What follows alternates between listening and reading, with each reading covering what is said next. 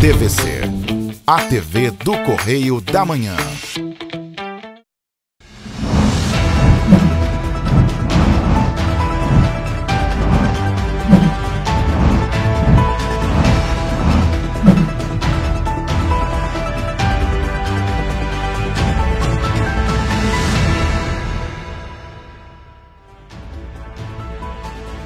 Olá, começamos mais um Correio da Manhã na TV, segunda edição. Hoje é segunda-feira, 4 de abril, e você confere agora as principais notícias de Petrópolis, Nova Friburgo, Partido Alferes, Três Rios, Teresópolis e Paraíba do Sul. O que você vai ver nesta edição? Polícia Civil e Militar realizam ações contra o tráfico de drogas em Petrópolis. A audiência pública da Comissão Externa Temporária do Senado Federal tratou sobre o acompanhamento das ações pós-tragédia em Petrópolis. Sem laudo apresentado pela Defesa Civil de Petrópolis, mais uma vez a rua Washington Luiz é reaberta para tráfego de ônibus. Cetranspetro apresenta nova contraproposta, mas greve dos rodoviários é mantida. Agora, no Correio da Manhã na TV, segunda edição. No domingo e na madrugada de hoje, as polícias civil e militar realizaram ações em diferentes pontos de Petrópolis para coibir o tráfico de drogas na cidade. Na operação em Araras, 3 criminosos foram mortos durante um confronto com a polícia.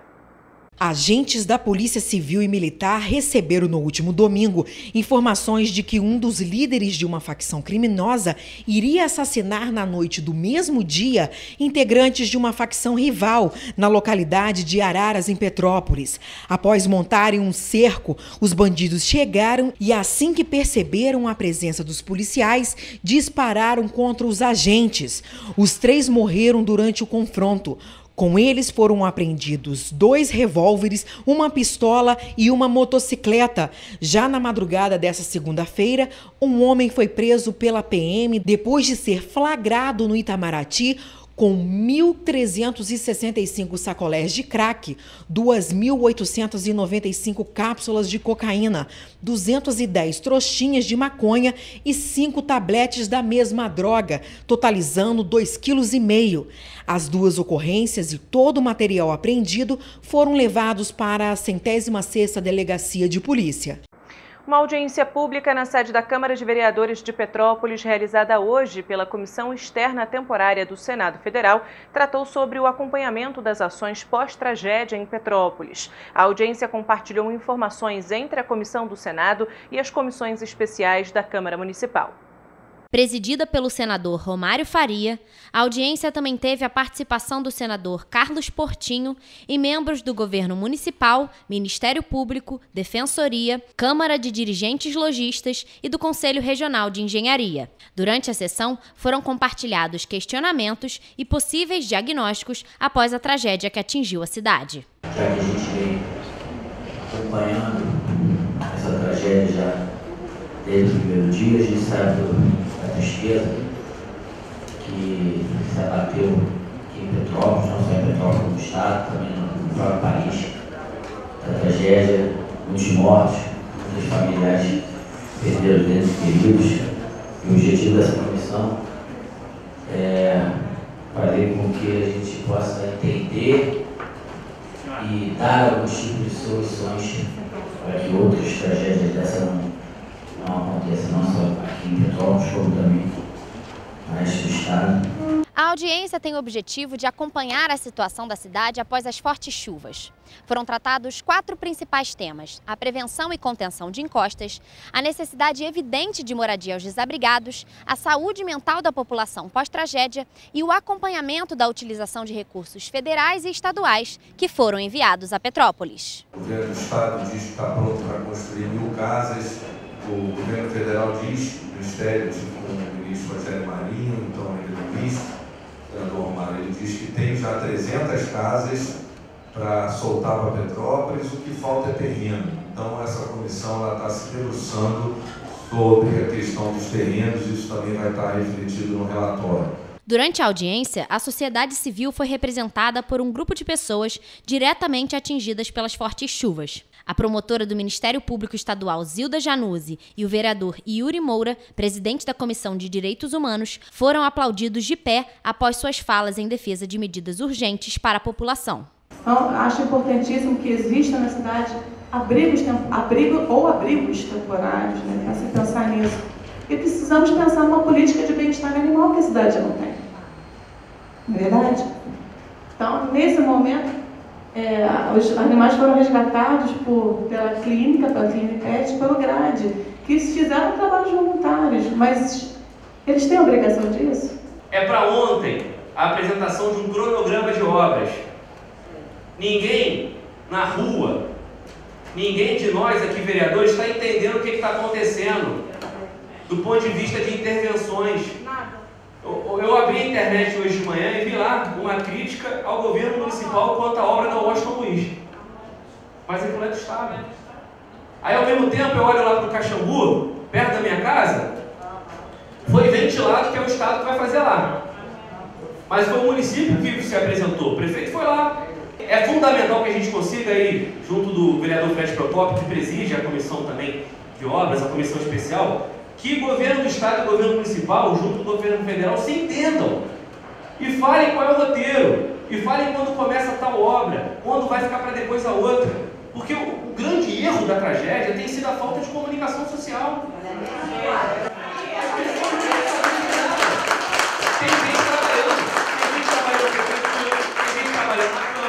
Para o município, o senador Carlos Portinho levantou questões sobre as casas que são interditadas em Petrópolis há anos e jamais foram demolidas. Essas residências acabam sendo ocupadas novamente pelas famílias que já viviam lá ou por novos proprietários que compram essas casas sem saberem que estão em áreas de risco. A família sai porque está interditada, depois aquela casa é ocupada ou a família volta.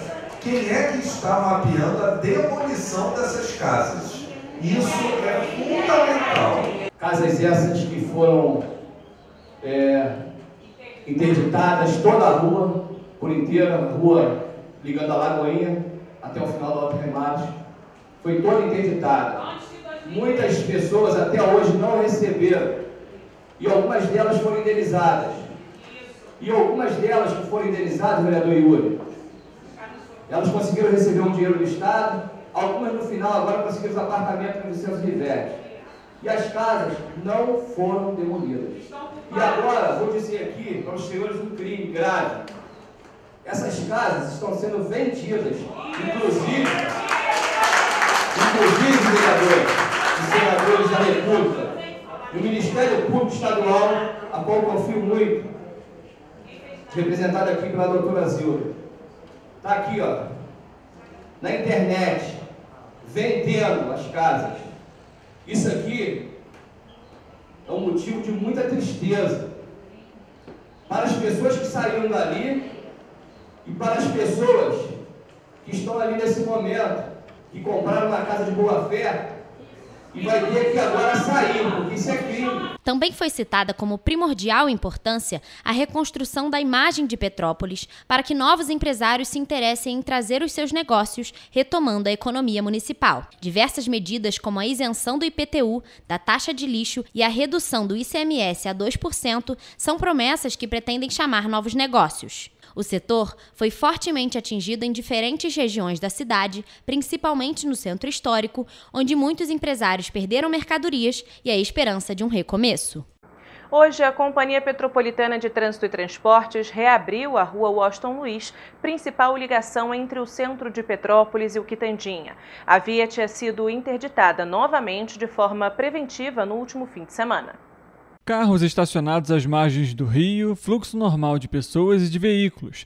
Este foi o cenário na manhã desta segunda-feira na Rua Washington Luiz, em Petrópolis, principal via de ligação entre o Quitandinha e o centro da cidade. A via foi interditada novamente pela CPTrans preventivamente no último fim de semana por conta de possíveis chuvas e reaberta nesta segunda-feira. No entanto, o laudo da Defesa Civil, assegurando de que não há riscos aqui na região, ainda não foi divulgado pelo município. Ainda de acordo com a Defesa Civil, não houve novos deslizamentos na região e por isso a área foi liberada. Mas muitos que precisam passar pelo trecho diariamente afirmam que não se sentem tão seguros assim. Está cada vez pior, bem pior. Tem uma coisa ou outra em pé e o resto está aí, ó, solto assim. O trânsito aberto é complicado, né? Porque não tem condição. Apesar da área ter sido liberada apenas para a circulação de ônibus, vans escolares e veículos de moradores da região, o movimento no trecho foi intenso já no início desta semana. Você acha que a via já deveria ter sido liberada ou não? Eu acho que não deveria ser liberada, porque eles não têm 25 quilômetros, não. Eles andam muito mais rápido, né? E é isso, a gente tem que passar, fazer o quê? E rezar para não chover. Também no último fim de semana, o condomínio Quinta da Altiora, na rua Washington Luiz, foi intimado pela prefeitura. Apesar disso, o município não informou o que motivou a decisão. Diante disso, a equipe da TVC Correio da Manhã tentou contato com o síndico do edifício, mas não obteve retorno. Foi feito contato ainda com um engenheiro que tem o nome e telefones divulgados em uma placa fixada no portão da entrada do condomínio. No entanto, o profissional informou que não tem ligação com as obras promovidas no local. A greve dos rodoviários está mantida em Petrópolis. O sindicato da categoria informou que a paralisação vai ter início às 11h59 desta terça-feira, dia 5 de abril. O Sindicato das Empresas de Transporte Rodoviários informou na tarde de segunda-feira que, mesmo com as negociações ainda em curso, apresentou uma nova contraproposta para os rodoviários de Petrópolis. Mas o Sindicato dos Trabalhadores em Transportes Rodoviários de Petrópolis adiantou à equipe da TVC Correio da Manhã que a proposta foi recusada. A greve está mantida para ter início às 23h59 de terça-feira, dia 5 de abril, por tempo indeterminado. A greve foi votada pelos trabalhadores na Assembleia Geral Extraordinária na última quinta-feira, em 3 sessões na sede do sindicato. Na ocasião, foi definido por unanimidade a aprovação do estado de greve. O Sindicato dos Rodoviários disse que respeita todos os cidadãos e a legislação e, por isso, seguirá o que está previsto no artigo 11 da Lei de Greve e vai manter o mínimo da frota obrigatória de 30%, visto que a atividade dos rodoviários é essencial para a sociedade civil. E você vai ver depois do intervalo. Passageiros voltam a reclamar de ônibus quebrados em Petrópolis. Assistência Social lança a campanha Leão Social Imposto de Renda para beneficiar os fundos da criança e do adolescente e do idoso. O governo autoriza reajuste de 10,89% no preço dos medicamentos. O Correio da Manhã na TV, segunda edição, volta em instantes. Sabe o sonho de vacinar a sua princesinha? Você pode realizar. Vacinar seu craque é um golaço. Vacinar sua futura médica é cuidar da saúde dela. Com a Covid não se brinca, se vacina. Vacine seu filho de 5 a 11 anos. Acesse novaiguaçu.rj.gov.br. Confira os documentos necessários e os postos com a vacina testada e aprovada para crianças.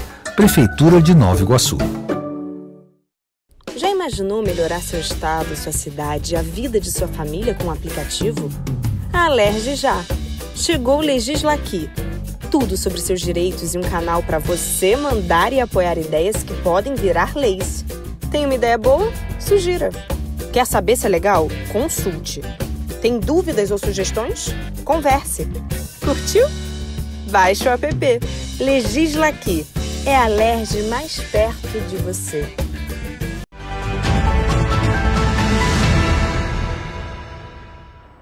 Os passageiros do transporte público de Petrópolis voltaram a reclamar dos veículos quebrados e a situação está cada vez mais frequente. Nesta segunda-feira, o Correio da Manhã foi às ruas conversar com quem depende do transporte.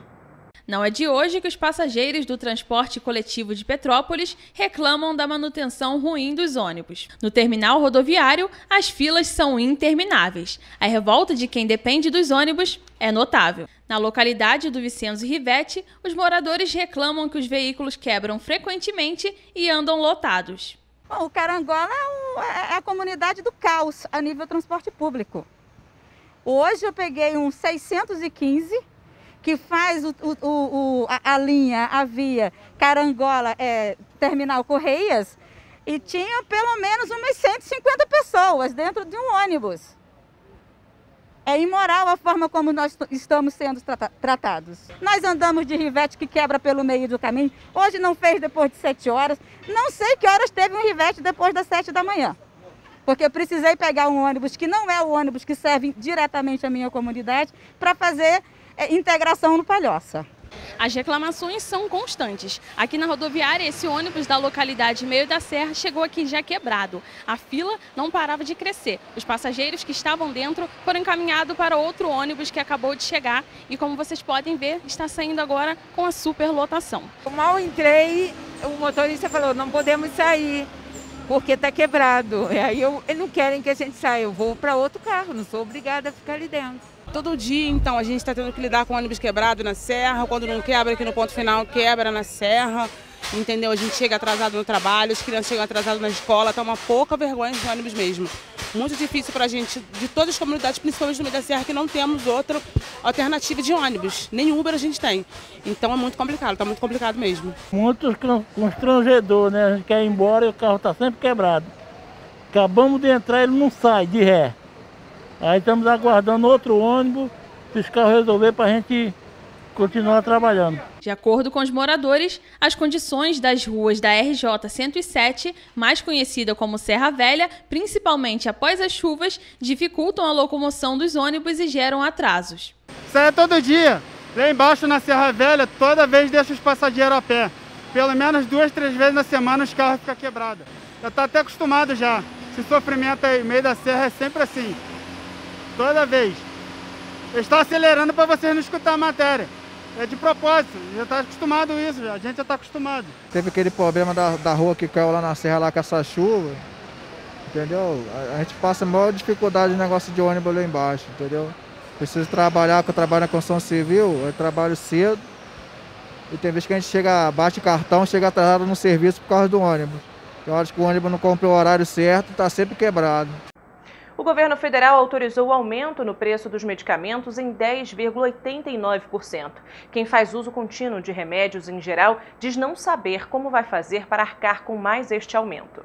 O aumento no preço dos medicamentos, que já havia sido antecipado pelo Sindusfarma, que é o Sindicato da Indústria de Produtos Farmacêuticos, foi autorizado pelo governo federal nesta sexta-feira, em publicação no Diário Oficial da União. Uma vez que a porcentagem é referente à máxima, os aumentos vão ser definidos pelas próprias empresas. O reajuste máximo permitido é de 10,89%. A decisão veio por conta do aumento da inflação de março e o ajuste de preço entre setores, que foi definido pelo Ministério da Economia em 0,35%. Até a última sexta-feira, o aumento ainda não havia entrado em vigor nas farmácias de Petrópolis. Isso aí é a partir de quando for liberado para a gente recebe uma listagem com os aumentos. E aí entra em vigor. Nem todo medicamento também a gente pratica o preço novo, entendeu? Muitos medicamentos continuam no encarte aí, com preço de encarte. Quem faz uso contínuo de medicamentos não aprovou a decisão e já tem sentido o bolso pesar. Olha o pacote que eu tive que comprar. Ó, tudo de remédio. Ó, é contínuo, não tem jeito. Se não comprar esse mês, tem que comprar... Não adianta. Mesmo que compre o dobro, vai ter que ser depois mesmo. Eu tomo para pressão, mas eu ainda consigo dar pressão de graça se não tiver mudança, porque o médico gosta que eu tome o original. Eu faço outros usos de medicamento, eu faço colírio, né, porque eu sou transplantada, aí somando tudo, né. Tinha que ser tudo de graça, sabe por quê? Vê, meu remédio, eu ganho um salário, pago 600 de aluguel, água, luz, ganho 250 para comer. E o coração aqui vai parar, porque o remédio é 395. Tem um que eu tomo para tomar durante 6 meses, é 104, será? Vai ficando cada vez mais difícil, né? Que eu ganho salário mínimo. Salário não aumenta não, só aumenta as coisas. Aí A Prefeitura de Nova Friburgo, por meio da Secretaria Municipal de Assistência Social, Direitos Humanos, Trabalho e Políticas Públicas para a Juventude, lançou a campanha Leão Social Imposto de Renda, na qual pessoas físicas podem doar até 6% dos impostos cobrados pela Receita Federal, destinando-os a entidades sociais. É possível doar 3% para o Fundo Municipal dos Direitos da Criança e do Adolescente e 3% ao Fundo Municipal do Idoso. As pessoas jurídicas podem efetuar doações de 1% do imposto de renda devido. O valor doado é abatido do imposto de renda. O prazo final para a entrega da Declaração Pessoa Física 2022 é no dia 29 de abril. E você vai ver depois do intervalo. O programa Emprega Teria divulga 160 vagas de trabalho no Cine Teresópolis.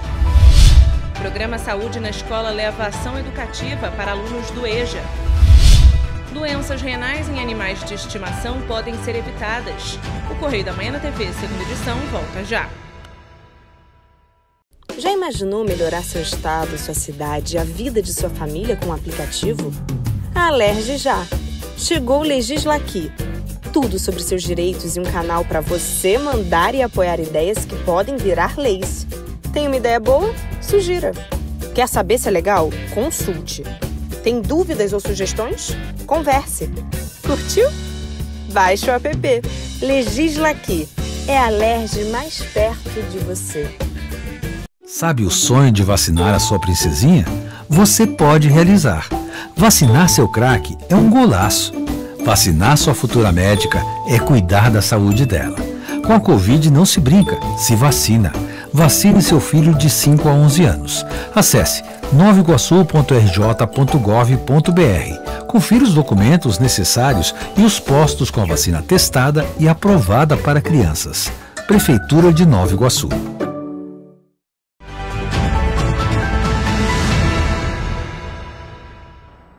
No dia 7 de abril é comemorado o Dia Estadual do Diagnóstico Precoce do HIV.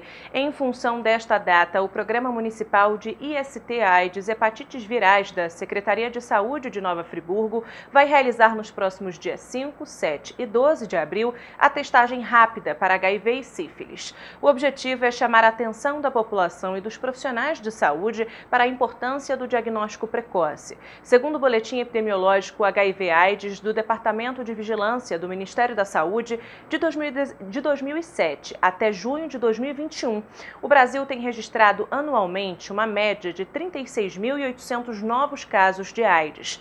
Grande parte da população nunca se testou. Muitas pessoas recebem o diagnóstico quando já estão doentes e, por isso, o diagnóstico precoce torna o tratamento mais eficiente, evita o desenvolvimento de outras doenças e garante a qualidade de vida do paciente. E agora, um alerta para quem tem animal de estimação. Os exames preventivos podem atenuar os problemas renais nos pets. Olha só. Além do carinho, dar devida atenção à saúde dos animais de estimação é muito importante, principalmente os de mais idade. Com o mês de março chegando ao fim, as campanhas de conscientização e prevenção contra doenças renais crônicas têm se intensificado. Nosso objetivo, no Março Amarelo é falar da importância da gente fazer o acompanhamento dos nossos cães e gatos, de fazer os check-ups anuais, para prevenir a doença renal crônica, que é uma doença muito comum na nossa rotina. A gente vê cada vez mais os cães e gatos tendo uma longevidade, vivendo mais tempo, e por isso a gente tem visto muitos problemas também nessa parte renal devido à idade dos animais mesmo. Os gatos geralmente apresentam mais problemas renais do que os cães por questões biológicas. O néfron, que é a unidade funcional do rim, é registrado em menor quantidade nos felinos. São em média 250 mil. Já os cães têm entre 400 e 450 mil. De acordo com a veterinária, vários fatores podem resultar em doenças renais, entre eles cirurgias, doença do carrapato, afílvia, cálculo urinário, dentre outros problemas e doenças. Os donos devem ficar atentos em alguns sinais que os animais podem apresentar. Por isso, que a gente fala que o néfron do gato ele é mais eficiente, porque com menos ele consegue fazer a mesma coisa do que o cão e o humano faz. Porém, quando ele sofre uma injúria, esse rim sofre uma lesão, ele sofre mais com a perda porque ele já tem menos. Então acaba que a incidência de problemas renais em gatos na clínica ela é maior do que a que a gente vê em cães, por exemplo. Em estado grave, os animais podem sofrer problemas neurológicos, dificuldades para andar, convulsão e até a diminuição da expectativa de vida. Por isso, levar o animal ao veterinário é essencial para se evitar possíveis doenças e infecções. O estágio 1 da doença renal crônica é quando a gente ainda nem tem alteração em exame de sangue, não tem aumento de ureia e creatinina, e normalmente a gente vê essa alteração somente em exame de imagem, na ultrassonografia, por exemplo. E aí, nesse caso, o animal às vezes não vai ter sintoma nenhum. O estágio 2 já tem aumento de ureia e creatinina, mas é um aumento pouco evidente e também muitas vezes a gente não tem sintomas. O estágio 3 e o 4 que normalmente a gente já vai ter mais sintomas, porque aí são estágios mais avançados da doença renal e aí geralmente a gente já tem vômito, perda de apetite, em alguns casos diarreia. A Secretaria Municipal de Saúde de Teresópolis, através do programa Saúde na Escola, tem realizado ações preventivas à Covid-19 com alunos da educação de jovens e adultos do Centro Educacional Roger Malhardes. A atividade de educação em saúde conta com a parceria de alunos do curso de enfermagem do Unifeso. A ação é promovida semanalmente, das 7 horas às 10 da noite. E hoje é dia de esporte com o Gabriel Simões. O Fluminense superou o Flamengo e conquistou o 32º título do Campeonato Carioca. Já em Petrópolis, a Copa Internacional de Mountain Bike movimentou o fim de semana em Itaipava. Olá a todos! Vamos iniciar falando do 32º título do Campeonato Carioca, conquistado pelo Fluminense. No Maracanã, sábado, o Flamengo entrou em campo precisando vencer por 3 gols de diferença para reverter o placar de 2-0 do primeiro jogo, se quisesse ficar com a taça no tempo normal, ou triunfar por 2 gols de vantagem para levar o jogo para os pênaltis.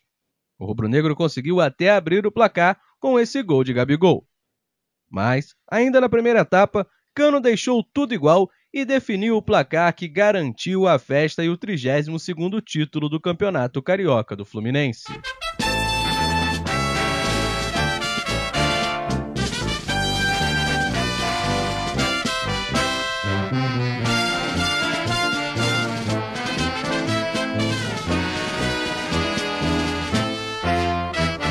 Sou tricolor de coração, sou do clube tantas vezes campeão. Vacina pela sua disciplina, o Fluminense me domina. Eu tenho amor ao tricolor. Agora, motivado, o Flu estreia em casa contra o Oriente Petroleiro da Bolívia na quarta-feira pela Copa Sul-Americana. Já o Fla tenta juntar os cacos e virar a chave para o primeiro jogo da Copa Libertadores, um dia antes, no Peru, contra o Sporting Cristal. Já em São Januário, o Vasco permanece no seu período de preparação. O jogo de estreia pela Série B foi marcado para sexta-feira, em casa, contra o Vila Nova de Goiás. Já o Glorioso, em nova fase, com o treinador português Luiz Castro, os reforços de John Textor, treina para o duelo de estreia do Brasileirão no domingo contra o Corinthians, jogando em casa. O clube venceu Volta Redonda por 2-0 em jogo-treino realizado no Newton Santos no sábado. Romildo e Luiz Fernando marcaram os gols do Alvinegro. Já em Petrópolis, a Copa Internacional de Mountain Bike agitou o fim de semana do São José Bike Clube em Itaipava. Entre sexta-feira e domingo, aconteceu a Copa Internacional de Mountain Bike no São José Bike Clube, em Itaipava. Com cerca de 800 ciclistas, sendo 100 estrangeiros de 35 países diferentes, a competição movimentou o fim de semana da cidade. O torneio contou com diversas provas entre as categorias feminina e masculina, como o short track e o cross country olímpico. As provas antecedem a Copa do Mundo, que será realizada no próximo fim de semana, também em Petrópolis. Falando agora do Serrano, o time sub-17 do Leão da Serra tem uma bela trajetória na Copa Brasileirinho. Os meninos do Leão da Serra disputam a Copa Brasileirinho Sub-17 em Minas Gerais. Na fase de grupos, o Serrano avançou com 100% de aproveitamento.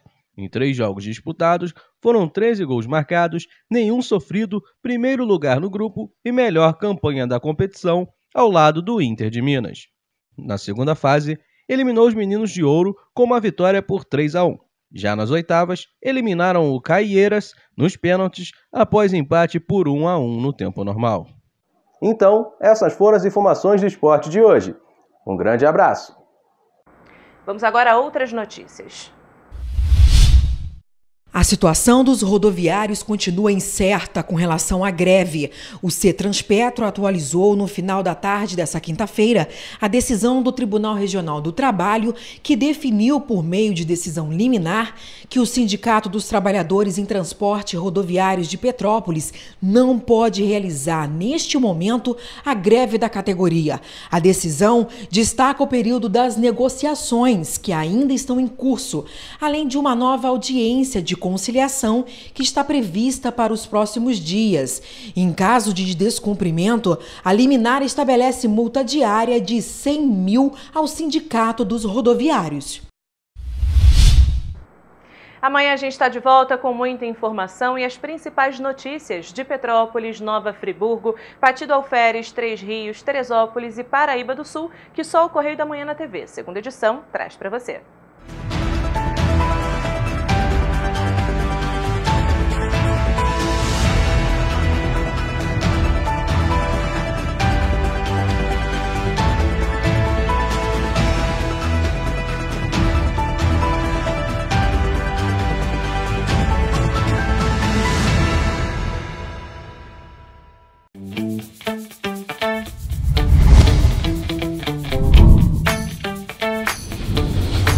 TVC, a TV do Correio da Manhã.